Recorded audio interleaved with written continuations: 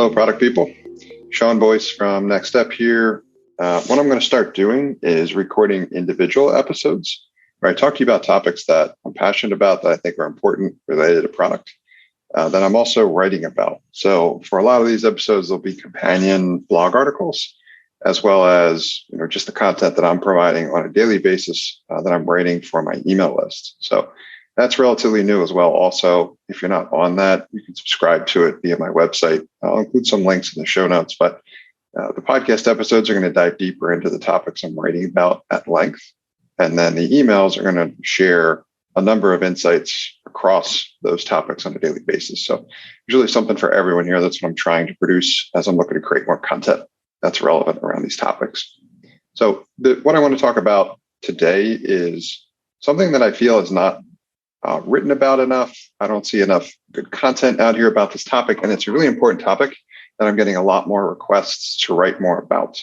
In fact, I've done a presentation for this one a few weeks back to an entrepreneurs group, and that went over relatively well. I got a lot of good questions. So I'm starting to write about it in more detail because I'm realizing there's not a lot out there, and that's building a sales process for your product. So I kind of want to dive right in here and help you understand how you can do this, because I feel like this is an area of confusion for a lot of people looking to be successful in product. So first thing I want to mention is that I think a lot of people miscategorize sales. To me, it never really was a role or a specific person.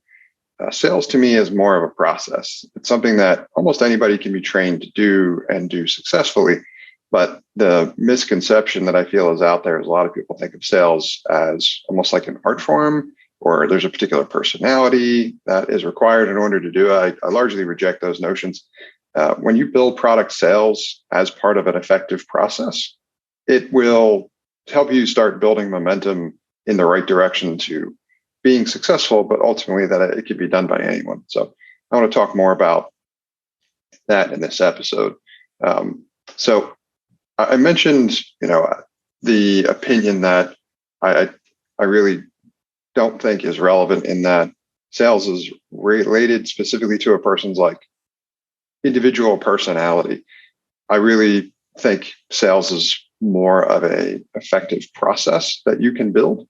And as such, building it as a process, your focus in the beginning in terms of how to build it as a process should really be on making it repeatable.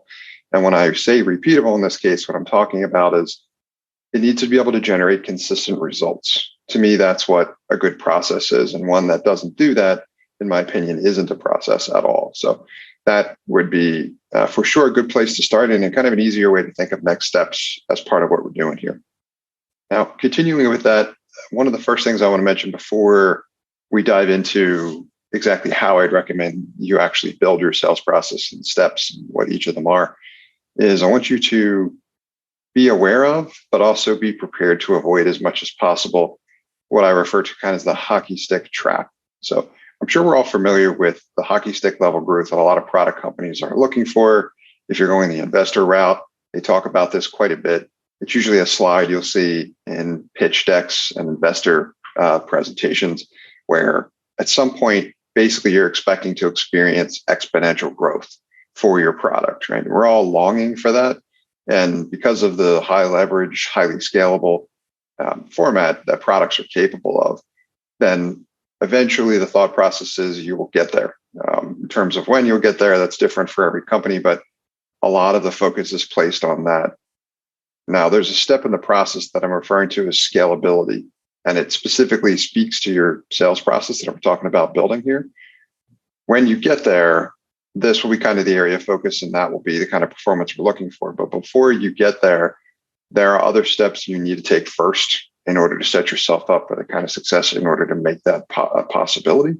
And I don't want you to laser focus on getting to that hockey stick level kind of growth curve before you complete these other steps. So just realize that that's a step in the process, and we are expected to get there. But before you get there, there's things you need to do in order to make that a possibility.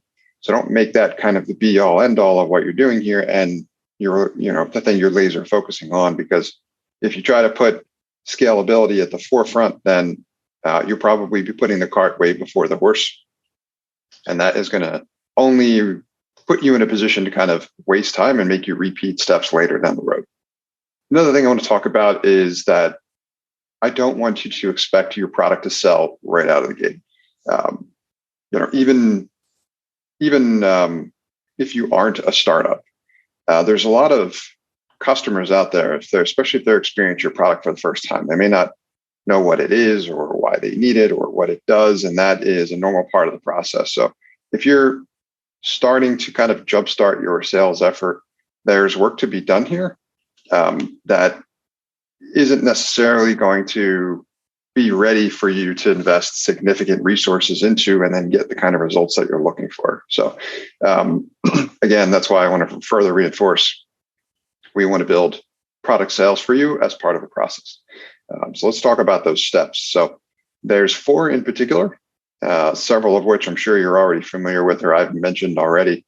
And what they are is, first is achieving problem solution fit. Number 1, I want to talk more about what each of these are. Number 2 is achieving repeatability.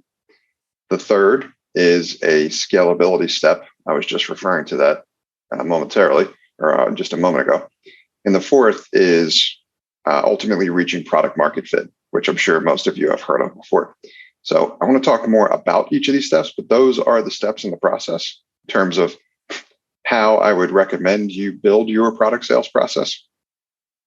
And I'm going to talk more about each of them, but I also want you to focus on completing them, completing all of those steps and in that order: problem solution fit, repeatability, scalability, and then product market fit. So let's talk a little bit more about each. So when I mention problem solution fit and product market fit, you're probably fairly familiar with if you've read anything out of kind of the Lean Startup series. So they talk about them a little bit in a number of different kind of Lean Startup books that I'm a fan of. There's Running Lean by Ash Maurya. There's the Lean Startup by Eric Ries. Both excellent books that I would recommend. Not necessarily specifically sales related, but they do mention those 2 stages. And I'm going to define them, each of these steps, in terms of how I would define them, in terms of how I've leveraged them to build my product companies. The 2 of which I'm focused on at the moment are Staff Geek, which is an HR tech SaaS product, and Podcast Chef, which is a productized service.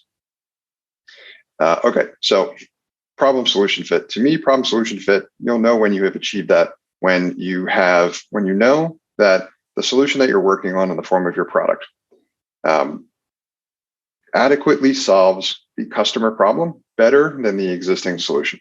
I talk about these terms quite a bit, but existing solution, if I haven't mentioned it on the show before, is essentially how your customer is going about solving their problem today. And that's what you need to be better than. I tell stories about that, and I will tell more, but you need to know what that existing solution is, and your product needs to beat that in a significant way. If you've got the kind of discovery data, if you've done the research to determine whether or not you can consistently do that, then you are, I would say, you've got good data for the problem solution fit phase. Okay, so that's problem solution fit. The second, as I mentioned a little bit earlier, is then achieving repeatability.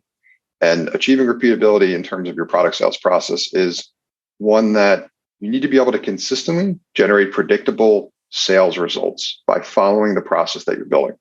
So what that means is, as a number of prospects, customer or client prospects for your product flow through your sales process, you're able to convert a predictable percentage of them into paying customers by following your sales process. So that's how that works.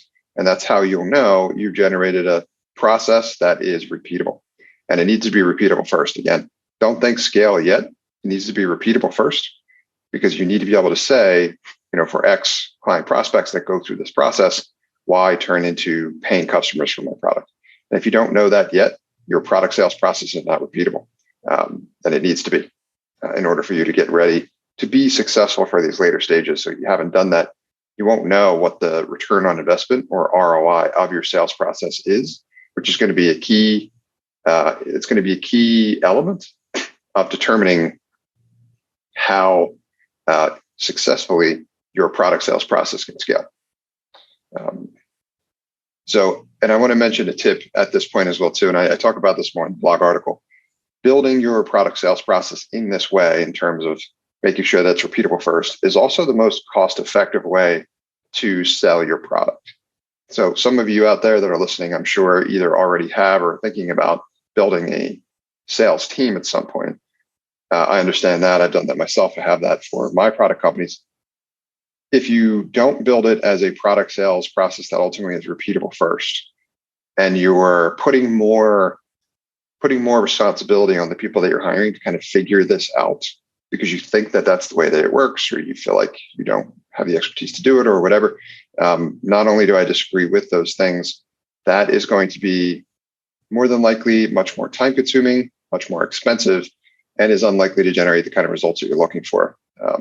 Because no one knows your product, your customer, the existing solution. No one knows these things better than you do. As such, you are the perfect person to ultimately build the first version of this process. It doesn't need to be maximally efficient yet, but you more than likely are the best person for building the first version of it and getting it to the process where it will be repeatable. And if you build it in this way, it's going to help you delegate to others in terms of determining whether or not they're reaching your performance standards for the process. Because if you have built this to be repeatable, to know that if X client prospects go through your process, that turns into Y, new paying customers, you will have a benchmark to compare against for other people following the process. Now, I'm not talking about making improvements to the process at a later date. That can still be done by you and by others as you kind of grow your team. But you're going to want to build the product sales process to be repeatable first, because this is going to help you in a number of ways. Not only measure the performance of those that you're hiring and you're having kind of focus in these areas or help you with these roles, but it'll also, help you determine. It'll also be more cost effective in that you won't need someone with extra level of savvy or expertise, because they're not expected to come in and build the process. They're expected to simply follow yours. Okay, so we talked about the repeatability step. The next step in the process is achieving scalability. Now, this gets back to that like hockey stick level growth. Scalability is what's going to enable you to be able to do that. You may be happy with the results that you have, managing this process yourself or hiring some part-time help or whatever. But if you want to go for broke, scalability looks like you putting in considerably more time, looks like you hiring folks to dedicate to this, potentially more than one, building out, a full team. Any or all of these things are going to help you basically add capacity so that you can invest more resources into this process. That's going to help you reach greater scale. The process that we talked about that you've built so far that's repeatable is going to be critical in ensuring that you can maintain a level of quality across the product sales process. You don't have people on your team going rogue, making promises you can't keep, doing something that's outside your standardized process.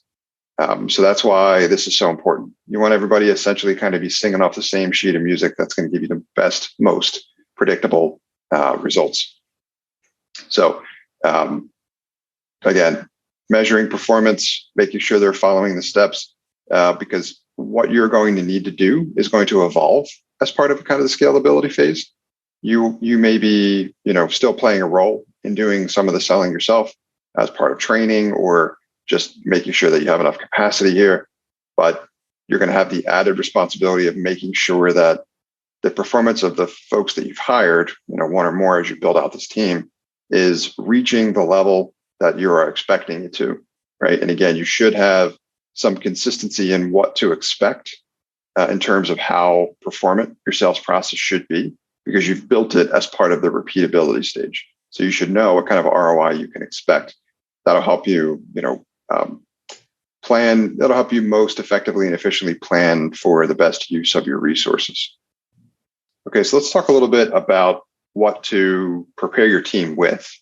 I'm a huge fan of creating assets that help people both visually and any additional documentation that can help them understand how to manage this conversation, handle objections. There are at least two kind of assets that I'd recommend. And in the blog article where I dive deep into this topic, I've created templates for you. They'll be linked in the show notes for this episode. So I highly recommend you get a copy of those. And use those templates to build out your own product sales process. So I've already kind of gotten you started in the process here. And feel free to reach out to me by email if you have any questions as you are building them in terms of like where to fill in the gaps. But not only do the templates have basically fill in the gap areas for you to build out your own process, but they have examples for how my actual sales process, product sales process works for my company, Podcast Chef. So you can go in there, you can see kind of what the process is that I've built, and you can compare yours to that. So there's an example in there as well, also, which you can also ask me more questions about. But the two assets in particular that I'm referring to is one, think of it like a flow chart. It's really like a process map for how you manage the different steps and phases in the product sales conversation with a prospect. So one of the assets, you get a copy of it, you will see that I have the kind of steps mapped out in terms of like beginning the conversation to successfully ending the conversation and the various, conclusions that will ultimately come to. So it goes everywhere from qualifying the prospect, trying to determine whether or not they have the problem that we say we specifically solve. In this case, there's two for Podcast Chef. Then it has areas of opportunity to either qualify or disqualify the prospect, and marketing opportunities as well. Because if someone has come up with a creative solution to a problem that we solve and it's related to our value proposition, that can help us repeat that story to a larger audience. So I want to share their story. They may not need our product or service at the moment, but they will help us communicate this to the rest of the world. So I've actually, that's included in the process as well too. So the first one is basically a map of the steps. Like, what are the steps of the product sales process that we've built? And, where do you go from the step that you're at to get to the next successful step in the process? These visuals are really helpful, I think, for laying out for folks that are new to your company or your product sales process, just how to best manage it and navigate it. The visual elements, whenever possible, I'm a huge proponent of. People are visual learners, so it's much easier to describe for folks what you want them to do if you've got visuals and not just documents with the heavy text and stuff like that. Now, having said that, the second complementary asset, which is also part of the template I created, is essentially what to talk about at each of these steps. So what each step is, some of the common terminology as well also, but then what to say at each step in the process. And again, in here, I have examples for how my Podcast Chef sales process works in terms of what you say to a prospect to better educate them in terms of understanding why we do what we do and how it's better than their existing solution, and a number of different things related to that as well too. So get a copy of both of those and you'll find not just examples of how I've done it for my own product company, but templates for you to fill out for your own process as well too. Also in there is a section of it's listed as FAQs, but it's essentially how to handle common objections. So that document should have something like that in it as well, where you can basically learn about what the common objections, the common questions are as part of this process, and you can standardize the response to those questions across your product sales team. That's a helpful area as well too, and a good area of discussion that can be updated in the future as those questions start changing or evolving or new ones come up. It's important as well also. Okay. Since we're at the scalability step, before I move on and talking about product market, I want to reinforce that I don't want you to attempt to scale your product sales process before you've determined that it is effectively repeatable. If you do that, you're more than likely wasting time and going to have to repeat steps that you've skipped over earlier in the process. So make sure you go repeatability first, then scalability. Don't try to jump to scalability. That's a common mistake. All right. So let's talk about the last step of the process and product market fit.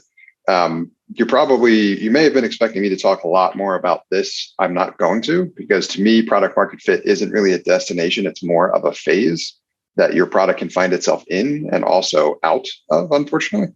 And that's because the product in this question, in this conversation, and the market are both dynamic concepts, as in your product is ever evolving and changing, as is your market. So these are moving targets, right?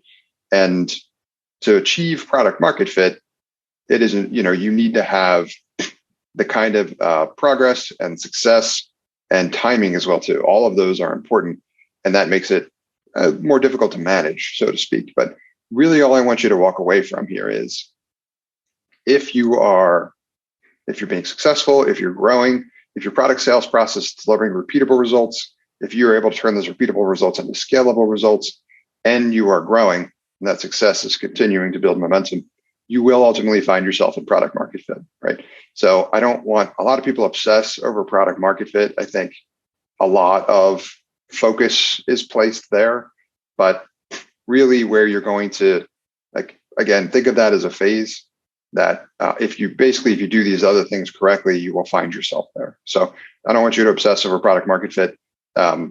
If your product sales process is working for you, all you really need to do is keep going. And then eventually you will find yourself in product market fit. So I've talked a little bit about this topic, which is performance of your product sales process already, but I want to reinforce it.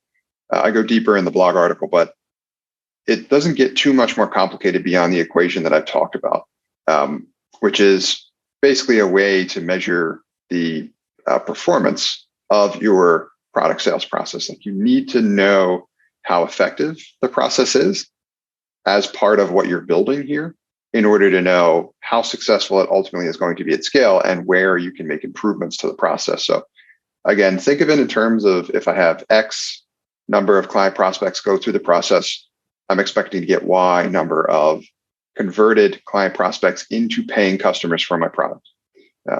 If you are able to determine that predictably, that's when you know you've reached something that's repeatable. And then you can expand on your effort there by investing in more capacity to reinvest into this process in order to reach greater scale. That's a good way to measure the performance of your product sales process. If you have questions about how performant what you think you've built is repeatable at this point in terms of your ratio, share that with me. Feel free to just email me, Sean@nextstep.io. I'll mention that at the end as well here too, but feel free to reach out to me and ask questions in terms of the process that you've built to get a better understanding in how, whether or not the performance of your sales process is strong enough in order to be ready to reach the next steps and the kind of scales and the kind of scale and growth that you're looking for. That's going to depend on your goal. So that's why I mentioned that, because each case may be different. But ultimately, you're going to have the kind of data that can help you calculate out basically how, is this sales process that you built, is this going to help you achieve the kind of performance that you're looking for? Another thing I want to mention as well is, as you are in the scalability phase of this process and you're hiring others to basically follow your product sales process, so like when you're scaling and building a team, I would factor into your calculations and your projections a certain amount of loss in terms of delegating this process to others. There are just some intangibles, a lot of experience that you may have that you may not be able to expect others to get to, especially on the earlier side. So if you're able to reach, however many client prospects, let's say for every 10 prospects that go through your product sales process, you're able to convert whatever. Let's just make the numbers easy. Let's say 5. You're able to convert 5 into paying customers. So you've got, essentially, you're going to do the math there in terms of your success rate. You're converting 50% of the process in that way. So you're able to create 5 new paying customers from every 10 prospects that goes through the process. I would factor in some loss for someone else managing the process for you as you're training them up. And I think a good rule of thumb there is probably 80% for efficiency. So essentially, for every 5 out of 5 you're able to achieve, I would consider I would set your expectations at around 4 or 4 out of 5. So 80% of that. So for every 10 client prospects that go through the process, someone you're delegating that to may only be able to convert that to 4 versus you're able to convert that to 5. And I mentioned that because that's what we see in practice. That's what I've seen from my product companies. as well as I want you to be able to plan with conservative numbers to make sure that your product sales process still has the kind of return on investment that you're looking for. So that's another tip that I wanted to mention as well. So in terms of examples, which I go into more detail in the blog article, I mentioned the two product companies that I built product sales processes for, my SaaS company, Staff Geek, and my productized service business, Podcast Chef. I used Podcast Chef as an example here, and the examples in the templates that I've created are for Podcast Chef. Get yourself a copy of those. I'll link to the blog article and the podcast show notes where you can go to kind of gain access to these templates for yourself and leverage them to build your own product sales process or compare against the one you may already have. Get a copy of those. That would be the next best way to kind of get started here in either building your product sales process or leveling up your product sales process into a proper process. And then if you need help beyond that, I've mentioned it a few times, please feel free to reach out to me. The best way to get me would probably be email. So email me, Sean at nextstep.io. That's Sean, SEAN at nextstep, NXTSTEP.io. You can also just go to nextstep.io, our website. You'll find a ton of resources there, from the podcast to the blog to others. We have a YouTube channel as well too, where I produce these as in the form of videos. So if that's your preferred format, check that out as well. Getting more active on social. I've got a daily mailing list now as well too, where I talk about a lot of the stuff. So in the blog articles, there's a number of opportunities to kind of sign up for the list. If you want to be on it and you're trying to figure that out, feel free to email me and I can help you out with that as well also. So thanks for listening, guys. I hope this helps you in building your product sales process. It's been very successful for me, both using it myself and hiring a team to reach greater scale for my products. And I think it can help you. So best of luck. Enjoy and send me any feedback. Thanks for listening to this episode of Product Launch. I hope you got value out of it. I like to feature product people on my podcast because that's who I love to help. I'm a product strategist and I can help you scale your business and grow your profit through a product. If you'd like to learn more about how I can help you, email me at sean@nextstep.io. That's Sean, SEAN, at nextstep, NXTSTEP.io. Or visit my website at nextstep.io. That's NXTSTEP.io.